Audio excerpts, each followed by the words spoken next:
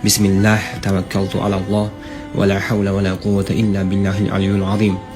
Allohim o'zingga maqtovlarimiz bo'lsin, cheksiz shukrlarimiz bo'lsin. Allohim mana shu mahluqotingni yaratibsan, shu mahluqotingni boshqarishni ilmini o'zing bizlarga o'rgatibsan, o'zingga maqtovlar bo'lsin. Shu mahluqotingni boshqarishda o'zing bizga yordam ber.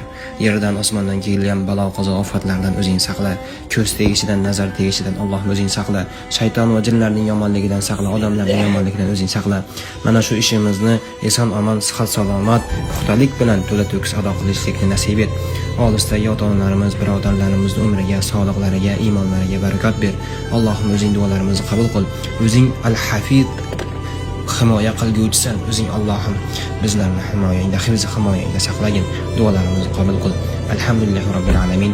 Allohumma solli va sallim ala nabiyyina Muhammadin va ala alihi va ashabihi ajma'in. Amin.